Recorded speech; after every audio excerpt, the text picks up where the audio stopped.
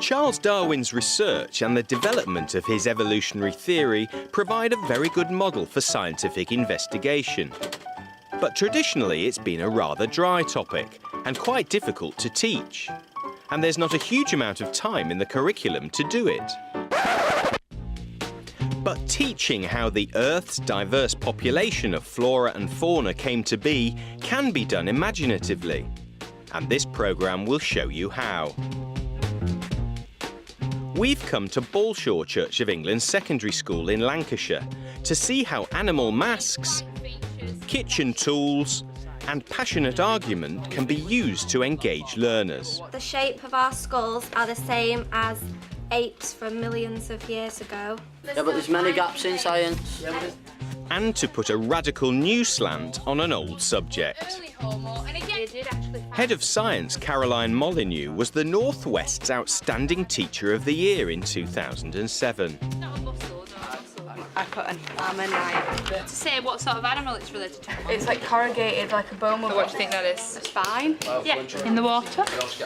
Oh yeah, fish. Yeah, so it would. She's fantastic because she has all the sort of fundamentally good practice alongside fun, alongside a desire for children to learn, alongside for them to use their own thinking skills, be independent thinkers, find out for themselves and make science come to life. A classic lesson on evolution is built around Charles Darwin's research into finches on the Galapagos Islands. Individual species of finches evolved on the islands, cut off from the rest of the world. Birds evolved beaks shaped to allow them access to specific foods found on each island. On Adam's Island, which is Santiago, what sort of food is on your island? Large nuts. Right, like large nuts. That was a bad choice, wasn't it? Jenny, what sort of food is on Fernandina? Small, like fruit radishes kind of thing. Yeah, small vegetables that finches can pick up. But what you've got to make a decision on is which bird you think lives on the island. And you'll notice on each island I've put 4 bird types that are represented by different types of pincers. And you've got to make a decision as to which beak belongs to which island, OK? You've got about 7.5 minutes to do it. Off you go. Caroline cleverly designed the task using a range of implements, from kitchen tongs to tweezers to recreate types of beak. I wanted to set something up like a mystery with the new schemes of work for Key Stage 4 in science. It's not just all about facts. They've got to be able to think through the answers. They've got to be able to use their own investigative skills to discover something that Darwin originally found himself. OK, Pinter. What type of a beak can pick up those large fruit? Number 1, because you're not going to need something so precise because it's massive. That's correct, number 1. All right. Next one, Fernandina. I put number 3 because like they're small, so they don't need like big beaks to get them because then they wouldn't pick them up as easy. Ryan, Santa Cruz. Beak type for the worms. I put number 4. Right, number 4. Because that's quite small compared to all the others, and it'd be easier to pick them up because they're only small. OK. So let's take a look at Darwin's finches here. But you've got to now relate the real finches to each island based on the task that you've just done. But we're not talking about tongues now, we're talking about a bird with a beak and the food type on that island. The students are given a worksheet to help relate their practical investigations to the beak shape of the finches on each island. Pinter will be like the small one because they were the small pinches, weren't it? Because they were small worms. Yeah. Santiago, number 2. Yeah. Which is Large nuts. large nuts, yeah. OK, let's have Jade for Pinter. Number 1. Why do you think it's number 1? Is it needs a big beak to pick up the large fruits that are left. It needs the largest beak. All right. Next one, Fernandina. Put 3. Why do you think that? It needs a medium beak so it can pick up the radish and stuff. And finally, Jodie, Santiago. 2 because it's got like quite a round beak but still quite big so that it can pick up the big nuts. Once they'd worked out what was in it on each island, they then had to work out how the finches came from one original finch. How could 5 in this case, different finches come from the original finch. I've put some keywords down the side here. You don't have to use them all, but there are keywords there to help you. By just giving them 5 keywords that they can help them to make their own sentences, you're actually using higher level thinking. You're getting them to construct their own sentences as to how it happened. And that's using, you know, analysis, it's using synthesis, it's using the higher order skills that are going to be needed when they eventually leave school. Suddenly there was an environmental change and there was only big nuts on that island. All the little ones died out. So what happens to the birds there? Only some survive. Yeah, only some survive. Which ones survive? The ones with the big beaks. The ones with the big beaks, all the others die off. And so if you come back in 100 years, what will all the birds be like on that island? Big beaks. Yeah, so that's what evolution is. They don't just grow a big beak. It's selection of the ones that will survive the best. Here's a tip to wrap things up. Simply ask students to write one fact about Charles Darwin on a sticky note. Evolution is animals adapting to their environment. Is that right? Adapting to their environment? It is kind of right, but it's kind of wrong because it's a mutation process. Like it's one of them, and they're the ones that survive because they're the ones that adapted well, and like they pass on their genes. Yes, okay, very good. Right, okay. Can you put your stools under? Make sure you take your things with you. It's break. Off you go. One of the best teachers we got in school. When she does the lessons, she makes everyone get involved, and it's not just writing, it's everyone's involved and it's activities and stuff like that. You've got to get them engaged with it if you want them to, you know, if you want it to sink in, you want them to understand it. And evolution is something you have to understand. You can't just learn it parrot fashion. Man's descent from the great apes has provided Caroline with another opportunity for an engaging lesson. Right, okay. And she plays some monkey music to get them in the mood.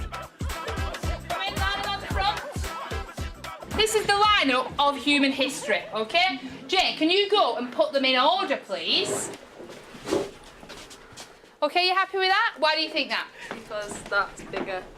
Okay, that one's bigger, right? And that one's like a human. Yeah, that one's got some human features. Okay, right, thank you very much, Jay. The mask, it's like a hook to get them thinking about the fact that we're moving from ape to human with evolution. David's got much more ape-like features than the others because he's not only got the ape head, and it's a bigger ape, isn't it? It's a bigger gorilla. Then we've got Matthew. Yeah, Matthew he's got human hands, okay, but he's still got the ape head. Then we've got Nathan. Okay, he's lost the hair off his face. So he is the next one in the evolution of humans. And finally, Emma at the end here, okay, is the evolution of humans complete.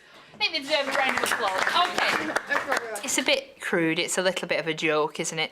But it does lead on nicely to the fossil record of the skulls through evolution of man.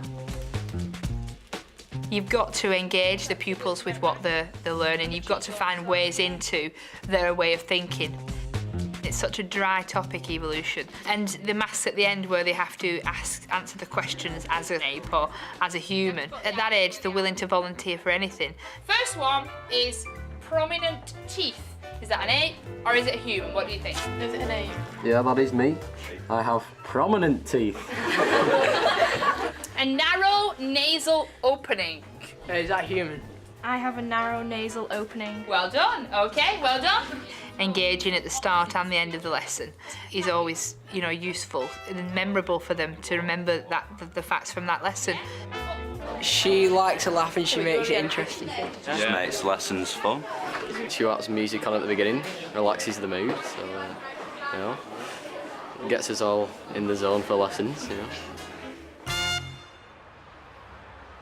Balshaw School has links with a local church, and Ruth Taylor, the youth chaplain, holds lunchtime drop-in sessions where young people can share their views and opinions on religious issues, the Bible and on evolution. So this account in Genesis, it tells us about why we're here and why God created the world, but it doesn't tell us how, okay? It doesn't give scientific explanation of the process. I think it is very important that youngsters realise that even though you might have a stack of evidence that would, you know, make it seem obvious, you know, there are still questions and points that can be analysed and looked at, you know, from the question of faith. I'm happy for in the context of this school, for pupils to ask me about my views on the subject of evolution, and I will be honest with them about thinking it through. But I think it's really important that they're encouraged to explore the theories for themselves and make up their own minds. In a step that not all science teachers would be comfortable with, Caroline Molyneux actively uses creationism as a tool in the science curriculum. She's developed a carefully structured lesson where students debate the creationists' argument against the scientific theory of evolution. Science is not just about learning facts and learning knowledge. On the exam, they will ask you questions about what people think of things, how people argue what they believe. The two sides of the debate have an expert to help steer their research. Caroline guides the science of the pro-evolutionists. Have we got anything about fossils? We're saying that it's from 350 million years ago, and it's now it was a snail, and they've adapted now for the world changing. That is an ancestor of a snail, and so we can see that it relates to today's snails. And youth chaplain Ruth Taylor is helping the pro-creationists shape their counter-argument. There are lots of gaps in science which have not been proven, so you can't believe in science alone, as in because there's got to be a creator or something, hasn't there? So you're kind of saying that evolution doesn't explain the development of really complex organisms on you, I guess? Yeah. So, we'll start off with evolution. Why should we believe that evolution created the Earth? The evidence of evolution has come from four sources. Fossils that have been found of earlier living things, the similarities of living things on Earth, like the snail fossil, the places where we find living things today, the changes in genes of living organisms over the years. To prove that, the shape of our skulls are the same as apes from millions of years ago. Okay, right, thank you very much. So, let's move on to the other side now, the opposing side, who are against evolution. There's no scientific law that allows something to evolve from nothing. If there was nothing in the universe to begin with, obviously nothing could happen to cause anything to appear. No mechanism has been put forward that even begins to explain how something like the human eye could be introduced by time, chance, natural selection and mutation. What you see when you do give two sides of an argument is you see engagement with the topic, you see passion building for the science. So why is Darwin's theory so trustworthy and believable? How do you know Darwin's theory is so trustworthy? Where's the evidence? Quite a bit of proof about how species changed after a certain amount of time, and he also proved about the same species, but how they change differently in different areas. Yeah, but there's many gaps in science. But what gaps have you got for God? There's not a gap, it's just not there, full stop. Maybe he was the one who actually created evolution. Maybe he was left us here to adapt by ourselves. In general, with science, you know, if you can create some passion for it, then they're engaging, they're learning, and it's a real triumph, I think. That's what the new skills-based curriculum is all about. Some people find it better to believe in something than nothing. Yeah, we do believe in something, that's evolution.